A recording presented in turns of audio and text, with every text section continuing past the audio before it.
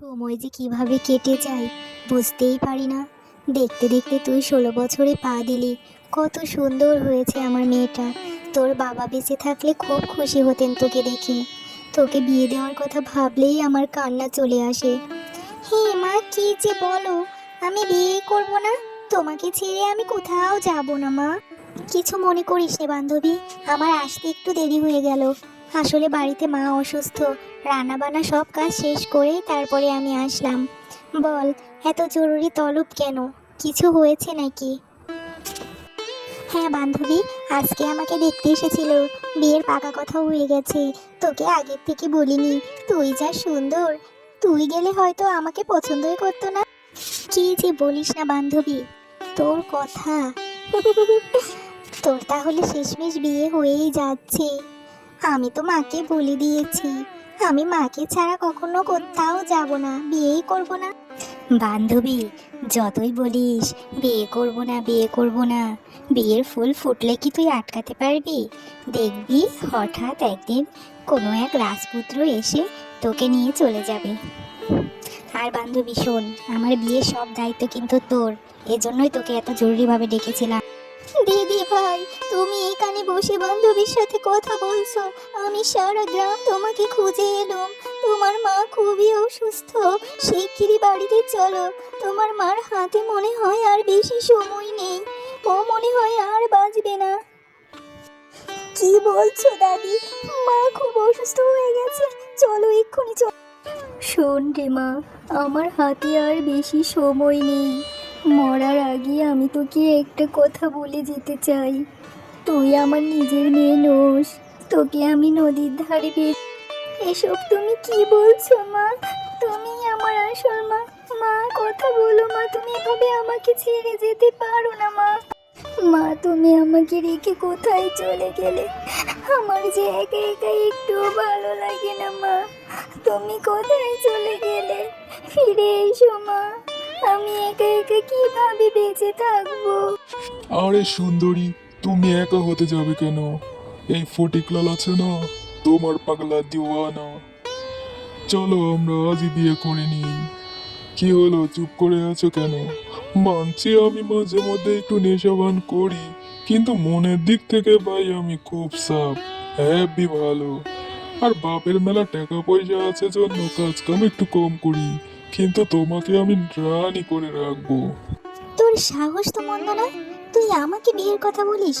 তোর মতো একটা ফটকা ছেলেকে আমি কিনা বিয়ে করব? আমি সারা জীবন কুমারী থাকবো, তবু তোকে বিয়ে করব না। যা।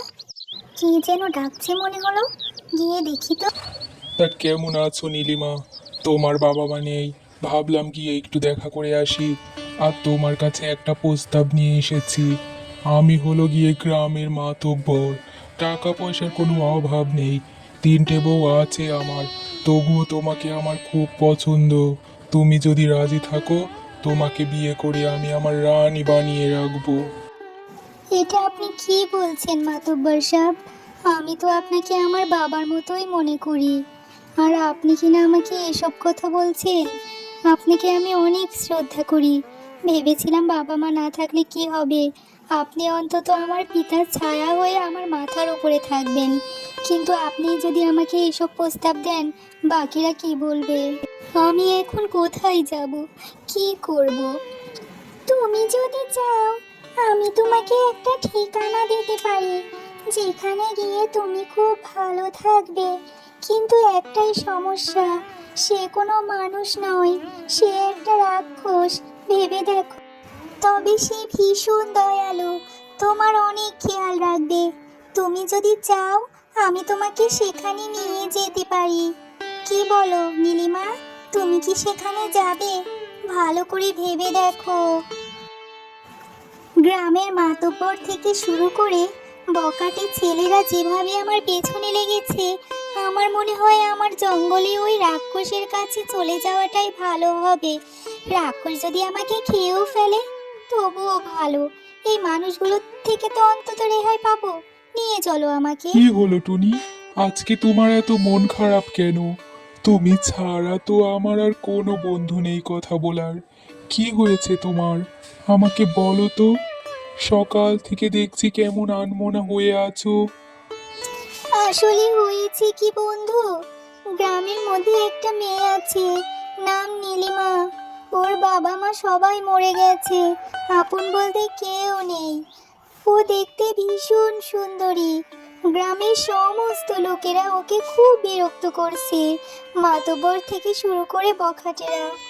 আমি নীলিমাকে কথা দিয়েছি ওকে আমি তোমার কাছে নিয়ে আসব। তুমি এখন যদি না করো তাহলে আমার মান সম্মান কিছু থাকবে না। কি হলো বন্ধু, তুমি কিছু বলছো না কেন?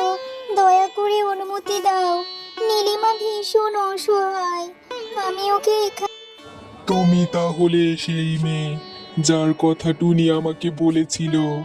ঠিক আছে, তুমি যখন এতই অসহায় তাহলে এখানে থাকতে পারো। আর হ্যাঁ, আমি তোমাকে কোনো বিরক্ত করব না, তোমার একটুও ভয় নেই। তুমি যতদিন খুশি এখানে থাকো। আপনাকে যে আমি কি বলে ধন্যবাদ দিব আমি বুঝতে পারছি না। আসলে আমার যাওয়ার কোনো জায়গা নেই। আপনাকে অনেক ধন্যবাদ। আপনি আমার উপরে যে দয়া করেছেন এটা আমি সারা জীবন মনে রাখবো। আর আপনাকে দেখে আমার মোটেও ভয় লাগছে না। আপনি অনেক ভালো, অন্তত ওই মানুষগুলোর থেকে যারা আমাকে খুব বিরক্ত করছিল। টুনি, তুমি আমার খুব ভালো বন্ধু, তোমাকে অনেক ধন্যবাদ। এত সুন্দর প্রাসাদ আমি আগে কখনো দেখিনি জানো। এই যে নীলিমা, এটাই তোমার থাকার ঘর। আজকে থেকে তুমি এখানেই থাকবে। কোনো কিছুর প্রয়োজন হলে আমাকে জানিও। এখন তুমি একটু বিশ্রাম করো, আমি তোমার জন্য তাজা ফল আর কিছু খাবার নিয়ে আসি। আপনার ঋণ যে আমি কিভাবে শোধ করব বুঝতেই পারছি না। আজ পর্যন্ত এত খেয়াল আমার বাবা মা ছাড়া কেউ রাখেনি। আপনাকে অনেক ধন্যবাদ, আপনি আসলে অনেক ভালো। আপনি কি আমার বন্ধু হবেন? হ্যাঁ, তুমি চাইলে আমি তোমার বন্ধু হতেই পারি, কোনো আপত্তি নেই আমার। তাছাড়া আমিও একা একা থেকে ভীষণ বোরিং হচ্ছি। তুমি আমার সাথে গল্প করলে আমার ভালোই লাগবে। ঠিক আছে, আজকে থেকে তাহলে আমরা বন্ধু হলাম।